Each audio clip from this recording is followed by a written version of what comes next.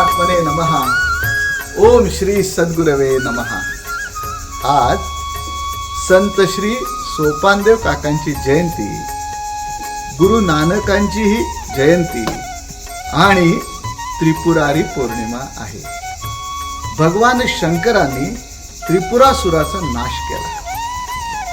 देवतांना त्रस्त करणारा, मानव समाजाला त्रस्त करणारा, धर्माला ग्लानी आणणारा असा राक्षस भगवान शंकरांनी मारला. आणि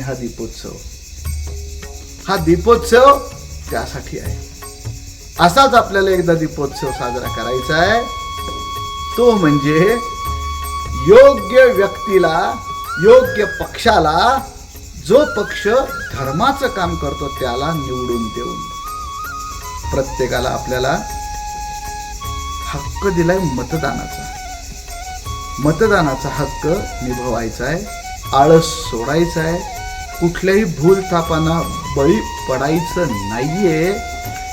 एखादी व्यक्ती योग्य असली तरी सुद्धा ती व्यक्ती ज्या पक्षात आहे तो पक्ष जर काही योग्य नसेल, तो आपल्या सनातन वैदिक धर्माचा नसेल, तर आपल्याला त्याला सुद्धा मत द्यायचं नाहीये.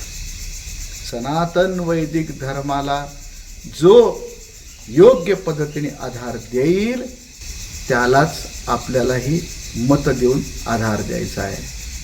मतदानाचा हक्क आपल्याला बजावायचा आहे. मतदानासाठी निघा. कित्येक वेळेला लाईट देतो, पूर्ण वेळ पाणी देतो, अशा काहीतरी भौतिक सुविधांचं आपल्याला प्रलोभन दाखवतीलही. हा, त्याची गरज आहे.